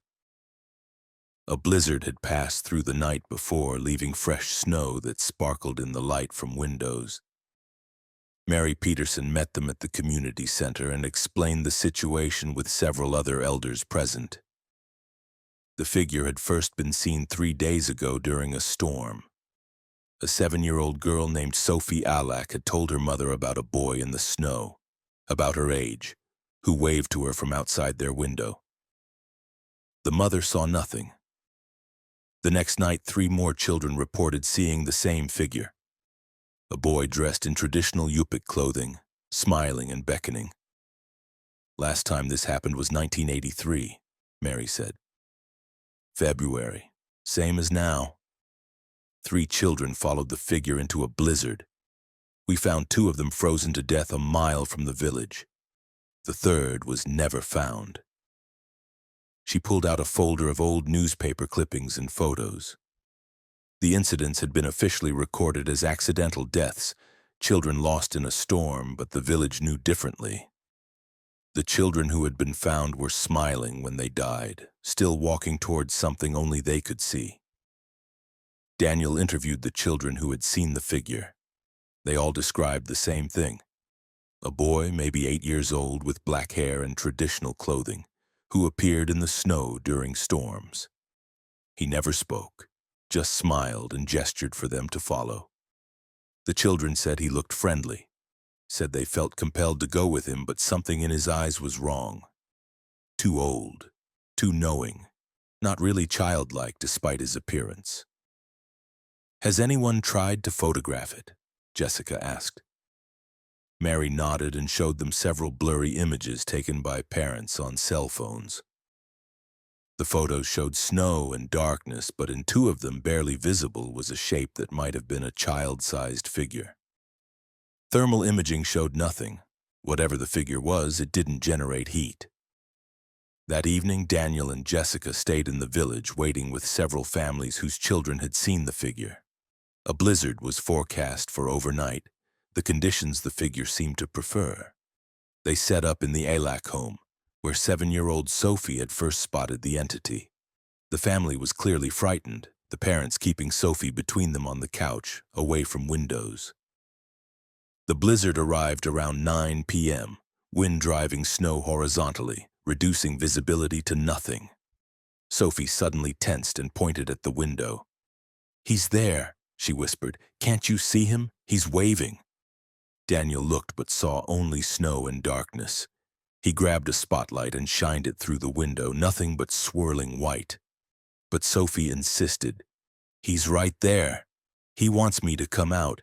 He says it's fun in the snow. He says there are other kids playing." Jessica stayed inside while Daniel went out, fighting the blizzard winds.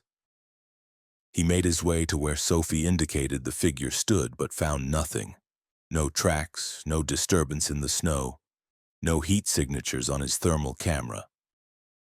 Yet back inside, Sophie was crying now, saying the figure was beckoning more urgently, saying he was getting angry that she wouldn't come. The phenomenon continued for 2 hours. Sophie and 2 other children in nearby houses all saw the figure moving through the village, stopping at windows, calling silently to them. Daniel and Jessica followed as best they could, but never saw anything except storm. They did notice something odd. Where the children indicated the figure had been, the snow was disturbed differently, packed harder, almost icy, though no prints were visible. Around midnight, Sophie screamed, "He's not alone anymore. There are more of them, lots of children, all in the snow." She described dozens of figures now, all children of various ages, all beckoning. And among them she saw the 3 children who had disappeared in 1983, still the same age they'd been when they vanished, smiling and waving. Mary Peterson arrived with 2 other elders carrying items Daniel didn't immediately recognize. "We have to perform the old protections," she said, "the ceremonies that were forgotten." She explained that the figure was called the Urarak, a spirit that appeared during the darkest part of winter, during the worst storms. It took the form of a child to lure real children away, taking them to a place between worlds where they would wander forever, neither alive nor dead, becoming like it, lures for the next generation. The elders performed a ceremony Daniel didn't fully understand, burning specific herbs, speaking in Yupik and marking doorways with symbols. They explained that the village's traditional protections had been allowed to lapse, the younger generations forgetting or dismissing the old ways. Without the protections, the Urarak could return, could call to children during the dark months. As the ceremony concluded, Sophie stopped crying. "They're leaving," she said, her voice filled with relief. "The children are walking away, going back into the snow. The boy is angry, but he's going too." She watched something Daniel couldn't see, then finally relaxed. "They're gone." The blizzard continued through the night, but there were no more sightings. Daniel and Jessica stayed until morning, then expanded their investigation to other villages in the region. They discovered that 4 other communities had experienced similar phenomena over the past 2 weeks, children seeing figures in the snow attempting to follow them. In one village, a child had actually made it outside before being caught, sleepwalking toward the tundra while calling to friends his parents couldn't see. The pattern was clear to anyone willing to see it.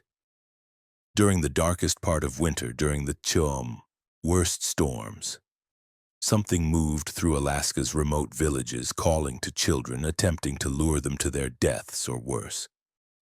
The phenomenon had been known to indigenous peoples for generations, managed through traditional protections and vigilance. But as those traditions faded, the danger returned. Daniel filed a report that focused on child safety during storms, recommending increased vigilance and community education. He couldn't officially document the Urarak or acknowledge the supernatural element without risking his credibility. But he spoke with village councils, encouraged the maintenance of traditional protections, and made sure parents understood the danger wasn't just hypothetical. Jessica transferred to Anchorage shortly after, saying she couldn't handle the isolation and darkness of the Delta region.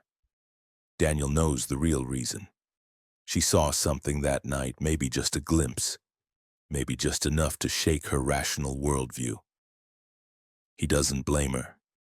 He's thought about transferring too, but someone needs to stay. Someone who knows what moves through the winter darkness, who can warn and protect. The children of Napaskiak haven't reported seeing the figure since the ceremony, but Daniel knows it's still out there, waiting in the snow, patient and eternal. It will try again next winter, or the winter after, whenever the protections lapse, whenever conditions are right. It's part of Alaska's darkness, literal and metaphorical, a reminder that the state's dangers aren't just environmental or criminal, but something older. Something that exists in the space between folklore and reality. Daniel has started learning about other entities from Alaska Native traditions, other warnings and protections that might be more than superstition. He's become an unofficial liaison between law enforcement and traditional knowledge keepers, bridging two worldviews that both deal with keeping people safe. His fellow troopers think he's become eccentric, too influenced by local beliefs. But Daniel knows better. He's seen the disturbed snow where nothing visible stood. He's seen the terror in children's eyes as they watch something adults can't perceive. And he's read the case files from 1983, seen photos of children frozen in the snow with smiles on their faces. Photographs that haunt him still. Winter is coming again to Alaska's western coast. The darkness will return, and with it the storms that reduce visibility to nothing.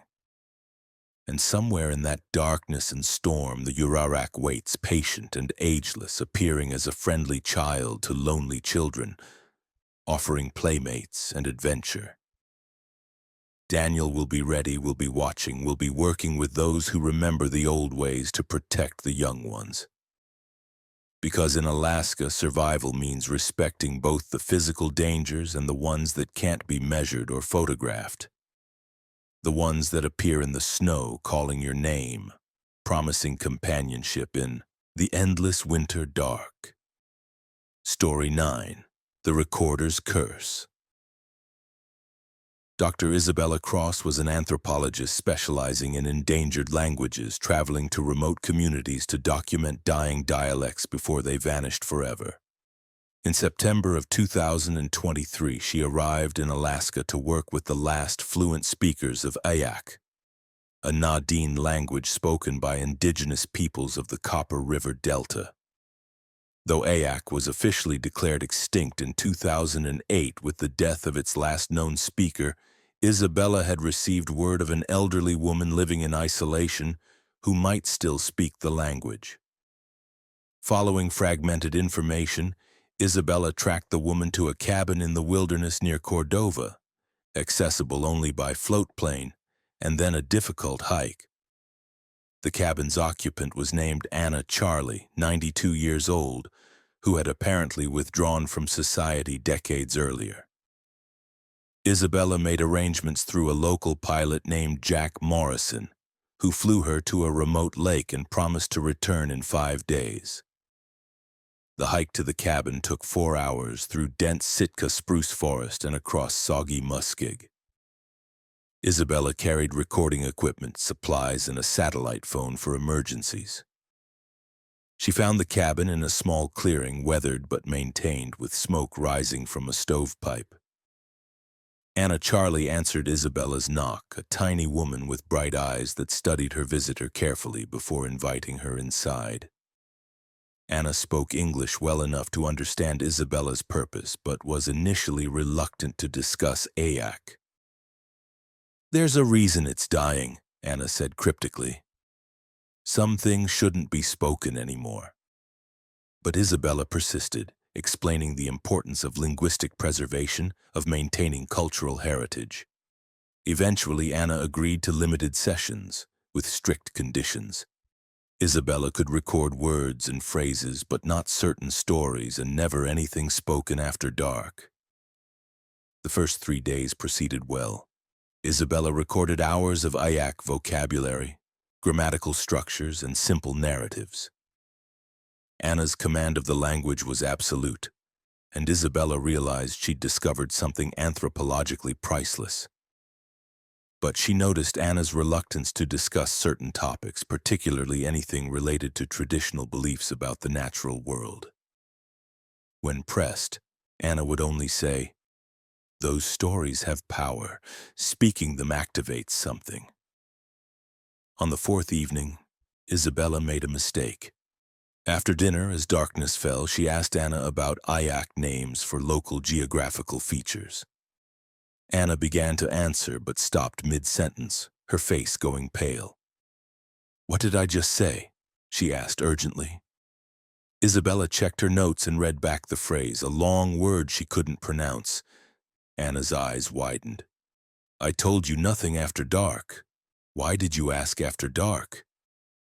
Anna stood and began moving through the cabin, gathering items, salt, what looked like dried herbs, and items Isabella didn't recognize. "That word is a name," Anna explained as she worked. "A true name for something that lives in the forest. Speaking its true name calls it, invites it to come.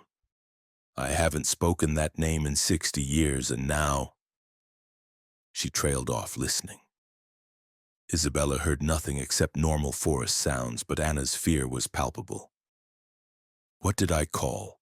Isabella asked, her academic curiosity mixing with growing unease. Anna shook her head. "The Haltsini.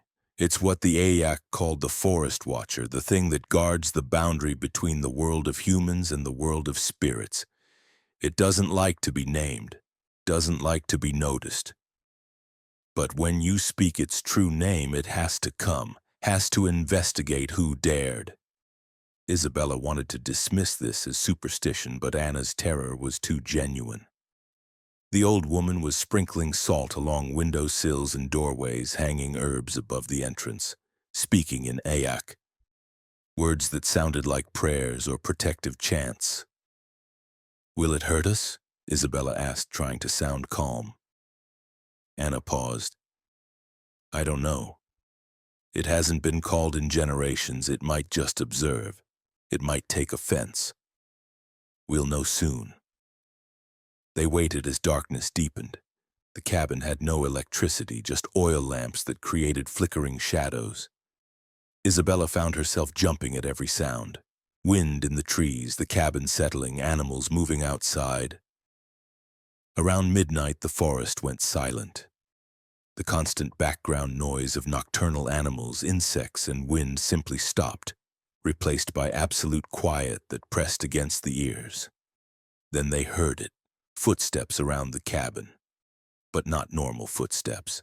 These sounded wrong, like joints bending in directions they shouldn't, like something large attempting to walk bipedally but not quite managing the rhythm correctly. The steps circled the cabin multiple times, occasionally stopping at windows or the door, as if the walker was inspecting every detail. Isabella grabbed her flashlight, but Anna stopped her. "Don't look at it. Don't acknowledge it. If it thinks we can't perceive it, it might leave." They sat in dim lamplight, listening to the impossible footsteps, to sounds of something brushing against the cabin's exterior walls, to what might have been breathing near the door. Isabella's recorder was still running, capturing everything. She would later find that the audio showed only static during this period, though she and Anna heard the sounds clearly. The phenomenon continued for 3 hours. At one point, something scratched at the door, not frantically but methodically, as if testing the wood's strength. Anna continued her quiet chanting in Ayak, words that seemed to form a barrier.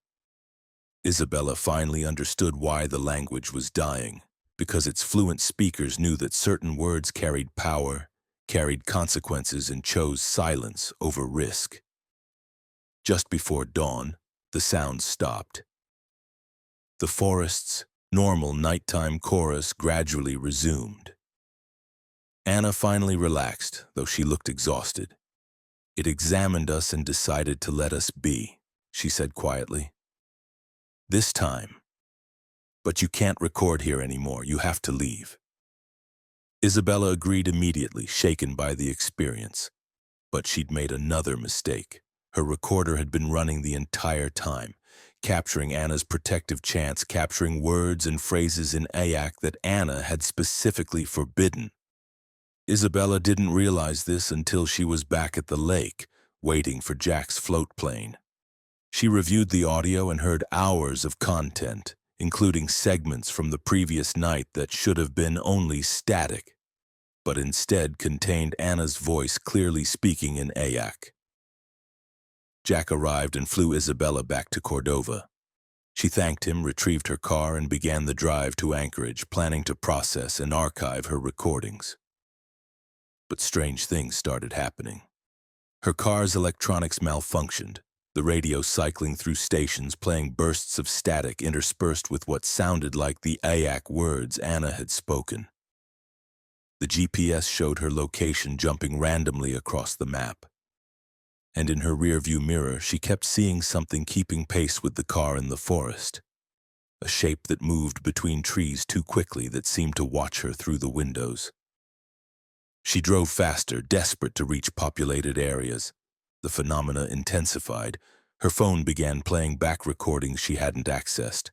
Anna's voice speaking forbidden words, overlaying and echoing until it became incomprehensible noise. Isabella pulled over and made a decision. She took her recording equipment, all of it, and threw it into the Copper River. Recorder, backup drives, notes, everything, watching it disappear into the dark water. The moment the last item sank, everything normalized. The radio returned to normal stations, her phone went silent, and the presence that had been following vanished. Isabella sat on the riverbank shaking, understanding that she'd carried something with her in those recordings, that the words Anna had spoken to protect them had been captured and replayed, creating a beacon that the Haltsini could follow. She drove to Anchorage and filed a brief report with her university claiming equipment loss due to accidents. She submitted no recordings, no transcripts, nothing from her time with Anna Charlie. Her academic reputation suffered. Grants were pulled. Colleagues questioned her professionalism. But Isabella didn't care. She knew the truth about why some languages die, why some knowledge isn't meant to be preserved in recordings or written form. She tried to return to Anna's cabin a month later to apologize and explain. She found the clearing easily enough, but the cabin was gone, not burned or collapsed, simply absent, as if it had never existed. No foundation, no remnants, just forest that looked undisturbed for decades. Local inquiries about Anna Charlie produced no results. No one in Cordova knew who Isabella was talking about. Isabella left anthropology entirely, unable to continue work that might accidentally unleash similar consequences. She now teaches high school English in Portland, as far from Alaska as she could reasonably move. But she still has nightmares about those hours in the cabin, about the sound of wrong footsteps circling in darkness, about the sense of being examined by something vast and ancient that existed in the spaces between words. Called into awareness by language that carried power beyond academic understanding. She's researched other cases of anthropologists and linguists who documented endangered indigenous languages and found a disturbing pattern. Several experienced similar phenomena, equipment failures, unexplained incidents, recordings that contained more than what was intended. Most dismissed these as coincidence or technical issues. Isabella knows better. Some languages are dying because their speakers are choosing silence, protecting the world from knowledge that shouldn't be casual, from words that do more than communicate but actually reshape reality. The Ayak language contained true names for things that exist in Alaska's deepest forests, beings that prefer to remain unnamed, unnoticed, existing in myths and warnings rather than academic papers. Isabella will never document an endangered language again. Will never put a recorder near a native speaker sharing traditional knowledge. She's learned that some preservation destroys what it tries to save, that bringing ancient words into modern technology creates collisions between worldviews that end badly. And she wonders about Anna Charlie, whether the old woman was real or something else, a test or a warning disguised as an opportunity.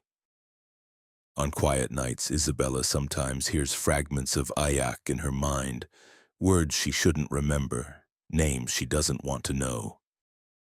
And she forces herself to think of other things to fill her mind with English and Spanish and French. Anything except the language that calls things from forests, the language that made something ancient walk around a cabin at midnight, testing doors, deciding whether to let the women inside continue living or to collect them as punishment for speaking what should remain silent. Story 10. The Light Beneath Denali. Thomas Fletcher was a wilderness survival instructor who led extreme cold weather training courses for military personnel and outdoor enthusiasts. In January of 2025, he guided a 4-person team on a winter ascent of Denali, North America's highest peak. The team consisted of experienced mountaineers, Roger Bainbridge, a former Army Ranger, Lisa Tanaka, a professional climber, David Ortega, a photographer documenting the expedition, and Thomas himself. They established base camp at 7,000 feet on the Kahiltna Glacier, planning a 3-week climb using the West Buttress route. The conditions were harsh even by Denali standards, temperatures dropping to negative 40 degrees Fahrenheit, with winds that could knock climbers off their feet. But the team was experienced and well prepared, and the weather window looked favorable. The ascent proceeded normally through the first week. They established camps at increasing elevations, acclimatizing to the altitude and waiting out storms. The group functioned well together and spirits remained high despite the extreme conditions. On day 12, they were camped at 14,000 feet, preparing for the push toward high camp at 17,000 feet. That night, David woke Thomas around 2 a.m. "There's a light," David whispered, pointing through the tent wall toward the mountain above them. Thomas looked and saw what David had noticed, a faint glow, greenish-blue, emanating from somewhere higher on the mountain. At first, Thomas thought it might be the aurora borealis, but the light was too localized, too contained. It pulsed slowly, brightening and dimming with rhythmic regularity. They woke the others, and all 4 watched the phenomenon. The light appeared to be coming from within the mountain itself, shining through snow and ice like a backlit screen. "Ice cave, maybe?" Lisa suggested, "with moonlight refracting through?" But there was no moon that night, and the light had its own source, its own strange color that didn't match any natural light they'd encountered. Roger, with military training in unexplained phenomena, was more concerned.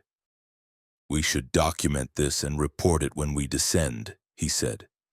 "Could be some kind of volcanic activity or a crashed aircraft with emergency beacons." They photographed and filmed the light, watching it pulse for nearly an hour before it faded and disappeared. None of them could sleep afterward, disturbed by what they'd seen. At dawn, Thomas made a decision that he would later regret. "We should investigate. If it is an emergency beacon, someone might need help." The others agreed, deviating from their planned route to traverse toward the location where the light had appeared. They spent the day climbing toward the site, fighting deteriorating weather and difficult terrain.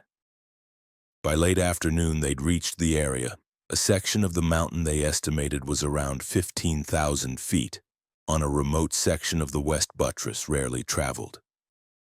There they found something that shouldn't have existed, an opening in the ice, roughly circular, about 10 feet in diameter, leading downward into the mountain. The edges of the opening were smooth, almost machined, with the same greenish-blue light emanating from below.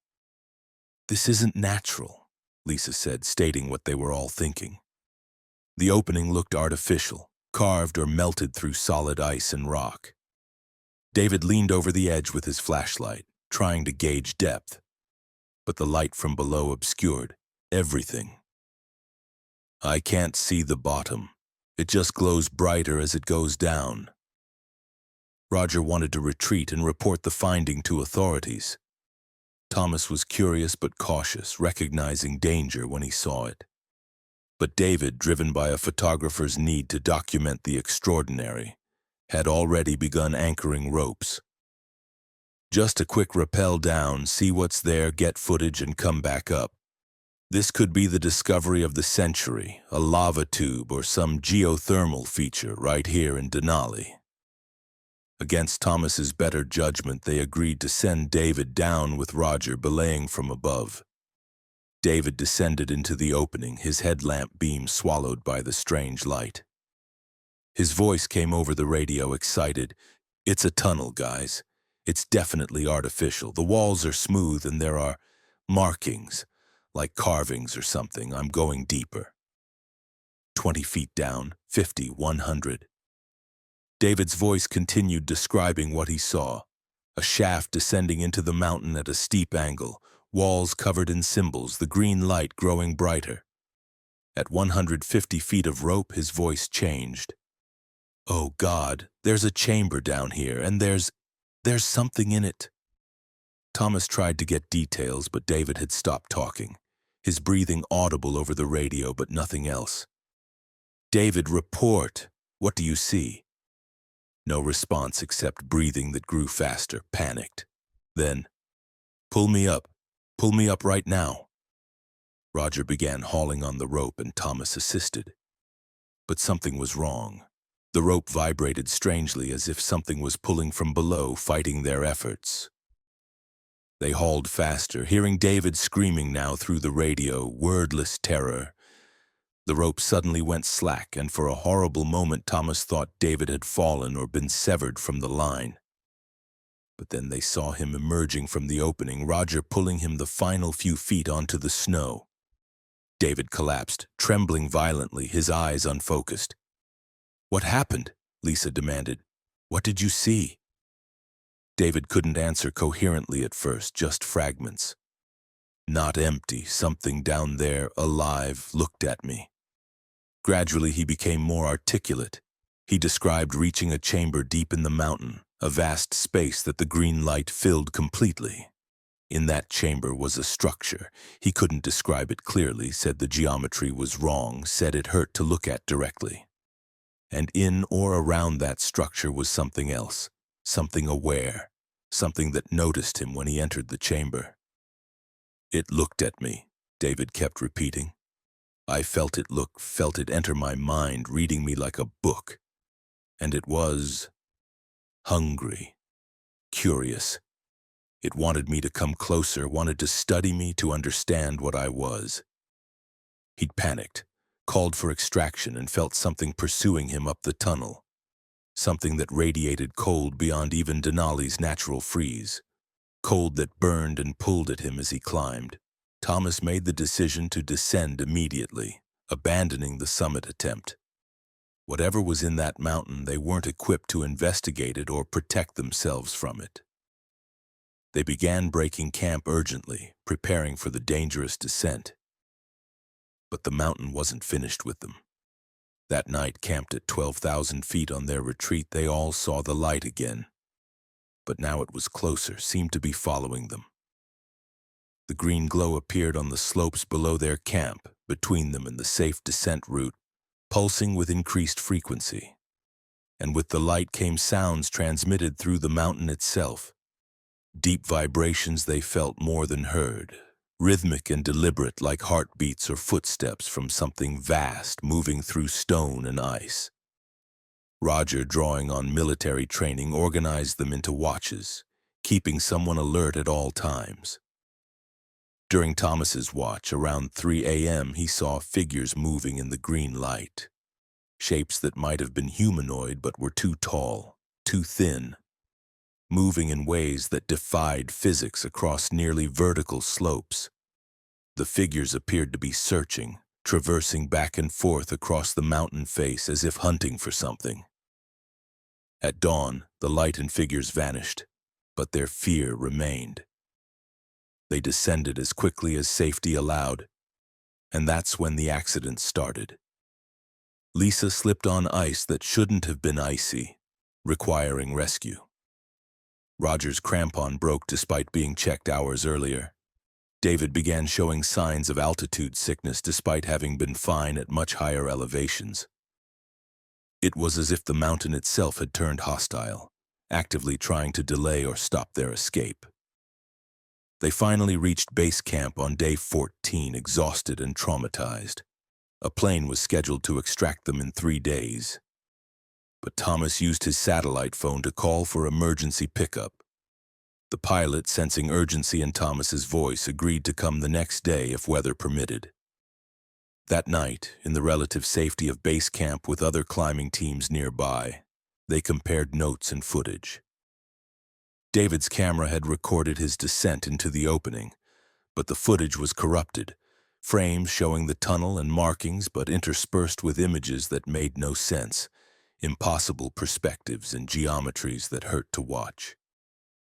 The final frames before David called for extraction showed the chamber, and in that chamber something that the camera couldn't properly capture, something that appeared differently in each frame, as if it existed in multiple states simultaneously, or the camera couldn't decide what it was looking at.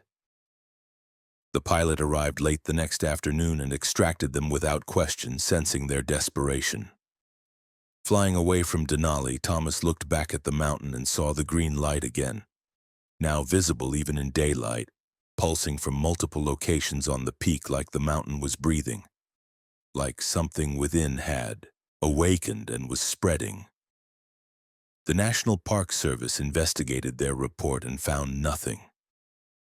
Search teams located the opening David had descended into but found it empty, just a natural ice cave extending 50 feet before terminating in a wall of solid rock.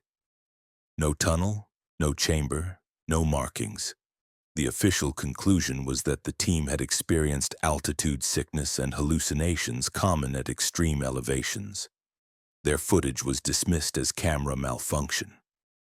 But Thomas knows what they found. Denali, the Great One, the High One. Alaska natives had always treated the mountain with reverence and caution, speaking of it as alive, as aware, as something more than just rock and ice. The mountain had secrets in its depths, things that predated human presence in Alaska, possibly predated humanity entirely.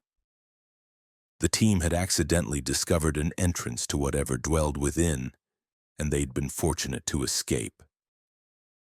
David never photographed mountains again, switching to studio work exclusively. Lisa continued climbing but refuses all Denali expeditions, citing that she'd already summited it and saw no need to return. Roger left outdoor instruction and now teaches survival skills in controlled environments, never Alaska, never mountains.